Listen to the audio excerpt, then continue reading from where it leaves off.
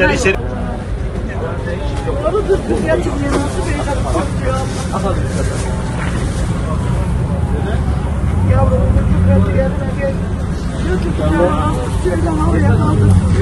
Çocuk müzeyip çocuk aynana gelip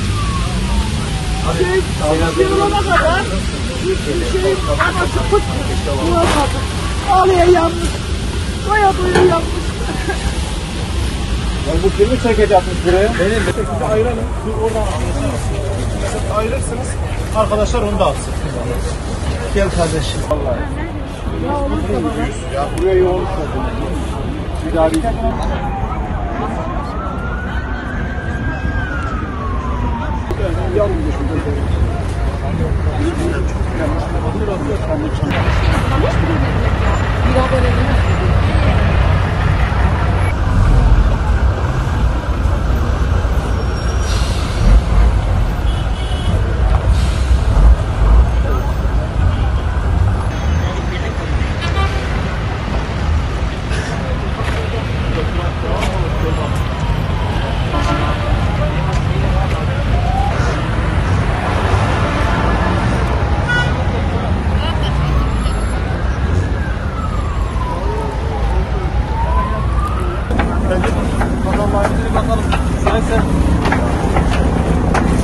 Abi, hocam.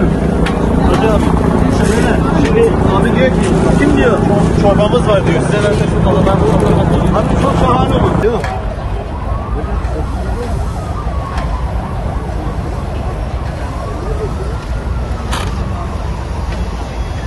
Evet. Bismillahirrahmanirrahim. Ümit Kervanı ve Yetimler Vakfı olarak Kahramanmaraş merkezde bir mobil aşı hizmeti veriyoruz. Elhamdülillah dün akşam itibariyle çalışmamızı başlattık burada. Bu sabah 2000'e yakın bir çorba dağıtımımız oldu. Ve öğle yemeği de yemek olarak 500 kişiye yakın bir yemek verdik. Ve 24 saat çorba hizmeti vereceğiz inşallah. Şu an akşam yemeği hazırlığı yapıldı. Biraz sonra dağıtımı başlanacak. Bizim şu an burada karşılaştığımız sıkıntıların başında genellikle su eksikliğidir. Bizim depomuz var. Yalnız su tüketildikten sonra tekrardan bulamıyoruz. Şebeke suları kullanılamıyor. Tankerlerle su getirilemiyor. Sıkıntı yaşanıyor biraz. Ama elhamdülillah hayırseverlerin vermiş olduğu sularla bu iş gideriliyor, bu ihtiyaç gideriliyor.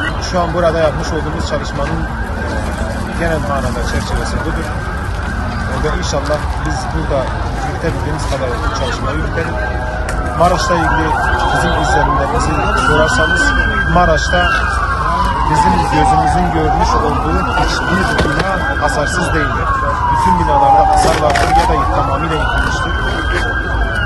Bizim çadırımıza koyduğumuzun yerin hemen yakınında Ebrar sitesi olarak geçen yer 24 blokludur.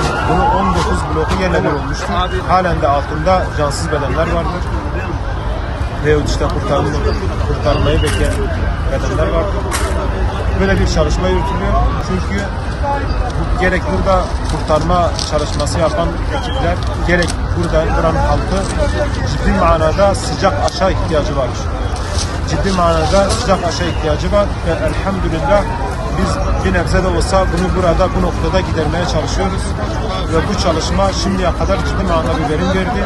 İnşallah bugün Kahramanmaraş merkez ilçesinde de bir